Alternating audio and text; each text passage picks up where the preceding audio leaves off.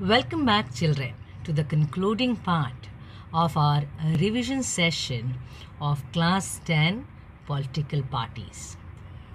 Children, in our previous session, we have already done with the revision of the topics such as why do we need political parties? Further, with what is a political party? What do the political parties do? The three components of the political party, the functions and the necessity of the political party. There we once again try to recollect that if there is no political party, then what would have happened? Further, in the second part of the chapter, we try to understand, or we covered the topics like how many parties should we have, further about one party system, two party system, multi-party system with their respective examples. There we also revised the types of political parties, that is the national political party and the state parties. Today, in the concluding part of the revision, we will cover the topics such as challenges to the political parties and how can parties be reformed. So, let us first start with challenges to the political parties. Children, we have already seen how important the political parties are for the working of democracy. It is quite natural that the people blame parties for whatever is wrong with the working of democracy. And that is because these parties are the most visible face of democracy. It is not only in India, but all over the world, you will find people express strong dissatisfaction with the failure of political parties to perform their functions properly. People's dissatisfaction and criticism has focused on four problematic areas in the working of the political parties. So, it is very important that the political parties need to face and overcome these challenges in order to remain an effective instruments of democracy. And the first challenge is the lack of internal democracy within parties. Again, all over the world, there is a possibility in political parties that the power is concentrated in one or few top leaders. The parties do not keep membership registers, they do not hold organizational meetings, neither do they conduct the internal elections regularly. The ordinary members of the party do not get sufficient information on what happens inside the party. In fact, we can say they do not have the means and the connections needed to influence the decisions. Hence, the leaders assume to have greater power to make decisions in the name of the party. Since one or few leaders exercise enormous power in the party, those who disagree with the leadership find it difficult to continue in the party. Now, due to the lack of internal democracy within the party, more loyalty showing towards the political principles and the policies, the personal loyalty to the leader becomes more important. Next challenge to the political party is dynastic succession, which is by far related to the first challenge, because as most political parties do not practice open and transparent procedures for their functioning, there are very few ways for an ordinary worker to rise to the top position in a party. And those who happen to be the leaders are the ones who get unfair advantage of the people who favor them. They are either the people who are close to these leaders or even their family members. In many parties, we can see that the top positions are controlled by the members of one family. Now, this becomes unfair towards the other members of that party. And this is also bad for democracy, because people who do not have adequate experience or people's support occupy the positions of the power. Now, this is present to some extent in all over the world, including the old democracies. Now, the third challenge is about the growing role of money and muscle powers in parties, especially during the elections. As parties are focused only on winning elections, they tend to use shortcuts to win the elections. There is a possibility for them to nominate those candidates who have or can raise lots of money.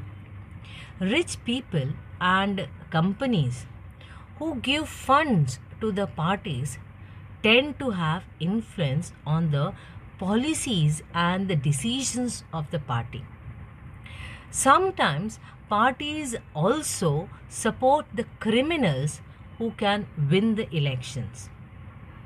Democrats all over the world are worried about the increasing role of the rich people and big companies in democratic policies. Now, the fourth and the last challenge as given is that very often parties do not seem to offer a meaningful choice to the voters. Parties must be significantly different in order to offer a meaningful choice. In the recent years, there have been a decline in the ideological differences among the parties in most parts of the world. For instance, the differences between the Labour Party and the Conservative Party in Britain is very little. They agree with each other in many fundamental aspects, but differ in one, and that is in details of how policies are framed and implemented. Similarly, in India too, the differences on the economic policies among all the major parties have reduced. Sometimes people also cannot elect very different leaders because the same kind of leaders keep on shifting from one party to another. Now let us find out how can we reform the political parties. In order to face the challenges that we have revised just now, the political parties need to be reformed. Like the elected MLAs and MPs should not defect. The reduction of influence of the money. The parties to hold their organizational elections and also file income tax returns. There should be some regulations of internal affairs of the political parties. Also, mandatory for the political parties to give minimum number of tickets. The state funding of elections. People can put pressure on political parties. Not only that, the political parties can improve if those want to have an improvement and join the parties. Now let us see the first reform, and that is the elected MLAs and MPs should not defect. The constitution was amended in order to prevent the elected MLAs and MPs from changing the parties. Now this was done because many elected representatives were indulging in defection in order to either become the ministers or maybe for cash rewards. Now the law says that if any MLA or MP changes the party, then he or she will lose the seat in the legislature.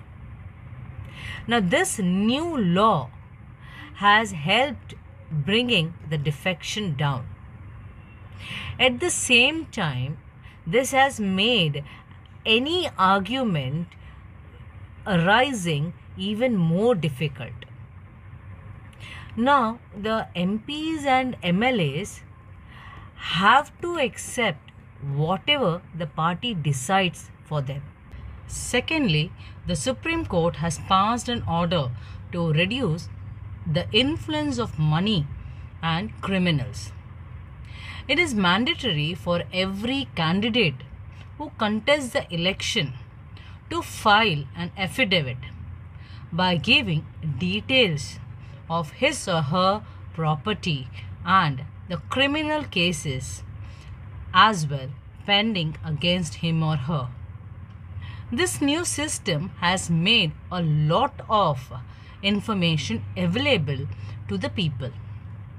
But unfortunately, there is no system to check if the information given by the candidate is true.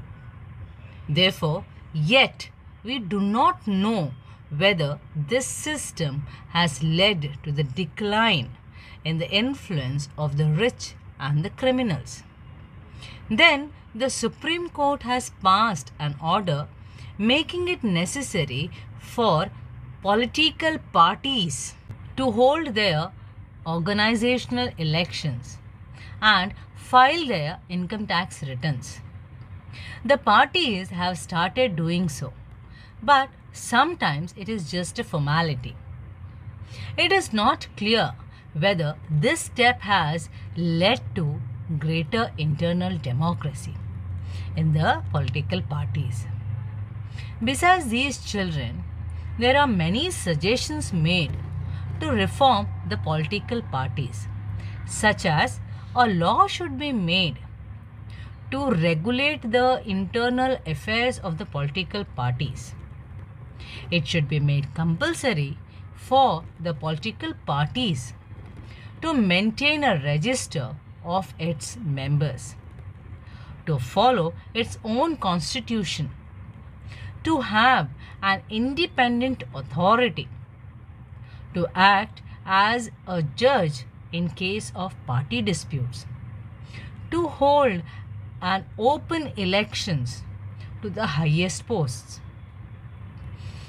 It should also be made mandatory for the political parties to give a minimum number of tickets. About 1/3 of the tickets should be given to the women candidates.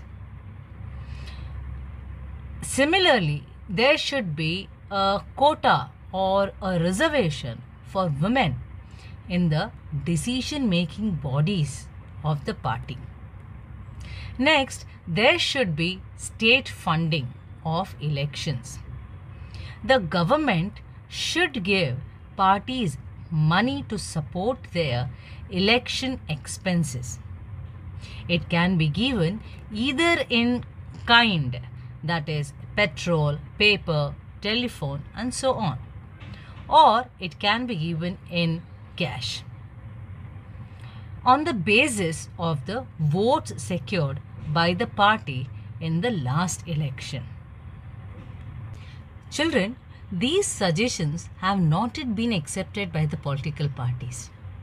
If at all these suggestions are accepted by the political parties, it could lead to some improvement in them. But remember children, we must be very careful about the legal solutions to the political parties, because over-regulation of the political parties can be counterproductive. This would force all the parties to find way to cheat the law. Similarly, the political parties will not agree to pass a law that they do not like. There are basically two other ways in which the political parties can be reformed. One, people can put pressure on the political parties. Now this can be done through petitions, publicity, and agitations. Ordinary citizens, the pressure groups, and the movements, and also the media can play a very important role in this. If political parties feel that they would lose public support by not taking up the reforms, then they would become more serious about the reforms. Secondly, the political parties can improve if those who want this join the political parties. The quality of democracy depends on the degree of the public participation. It is difficult to reform the political parties if the ordinary citizens do not take part in it and simply criticize it from outside. The problem of bad politics can be solved by more and better politics. Children, I hope each and every topic and each and every point is clear to you all. Please go through the chapter well for better understanding. And till we meet next for the revision session of the new topic, take good care of your health and have a good day.